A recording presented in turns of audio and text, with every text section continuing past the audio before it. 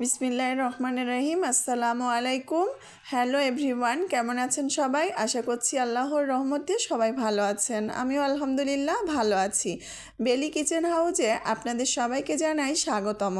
আজকের রেসিপিতে থাকছে গাজরের হালুয়া। সহজভাবে তৈরি করে দেখাবো একদম অল্প উপকরণ দিয়ে।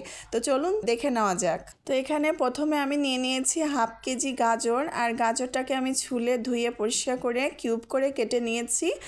আর এখন আমি এই গাজরটাকে সিদ্ধ দেব। আর এখানে আমি নিয়েছি হাফ কেজি দুধটা দিয়ে সিদ্ধ দেব, আর একটুখানি পানি দিয়ে দেব। আর এখানে দিয়ে দিচ্ছি তেজপাতা, দারুচিনি, 2টা এলাচ দিয়ে আমি সিদ্ধ করে নেব। তো একটু বলক খেলে আমি আবারও নাড়াচাড়া করে দেখব সিদ্ধ হয়েছে কিনা। আর এটা সিদ্ধ করে নিলে একটু সহজ হবে। আর এটা আমি হালুয়া যেহেতু তৈরি করব, এই জন্য আমি এইভাবে সিদ্ধ করে নিলাম, দুধটা দিয়ে সিদ্ধ করে নিলাম। আর বাকি যে গোটা মশলাগুলো দিয়েছিলাম সে গোটা মশলাগুলো তুলে ফেললাম। এইভাবে হালুয়া তৈরি করলে কিন্তু খেতে খুবই মজা লাগে। আর একটু সিদ্ধ হবে। তো পানি শুকিয়ে এসেছে, এখন আমি এই গাজরটাকে নামিয়ে ফেলবো।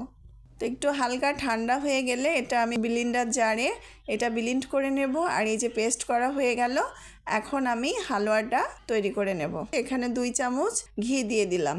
ঘিটা হাতের কাছে না থাকলে তেল দিয়েও আপনারা এই হালুয়াটা তৈরি করে নিতে পারবেন। তো আমি 2 চামচ ঘি দেওয়ার পরে আমি সামান্য একটু সাদা তেল দিয়ে দিয়েছি। আর এখানে কাজু বাদাম, পেস্তা বাদাম আর কিশমিশ দিয়ে দিলাম।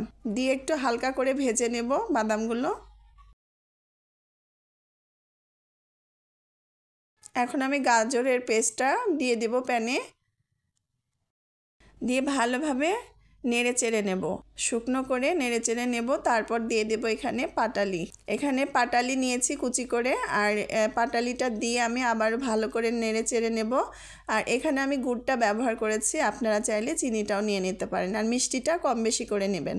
আর এখানে একটু লবণ দিয়ে দিলাম। লবণটা দিলে এই স্বাদটা আরও বেশি ভালো হয়, সেজন্য একটু লবণ দিয়ে নিলাম। এটা একটু নাড়াচাড়া করে একটু শুকনো করে নেব। এই তো আমার হালুয়াটা কিন্তু হয়ে গেছে। আর এই যে এরকম হয়েছে, কালারটা খুব সুন্দর এসেছে কালারটা। তো এখন আমি নামিয়ে নিচ্ছি। আর এই যে দেখুন কালারটাও খুব সুন্দর আসছে মাশাআল্লাহ। আমি যেহেতু গুড় দিয়ে করেছি তাই এরকম লাল টকটকে কালার এসেছে। আপনারা চাইলে চিনি দিয়েও করে নিতে পারেন। এখন আমি বাদাম ছিটিয়ে দেব সুন্দর দেখার জন্য।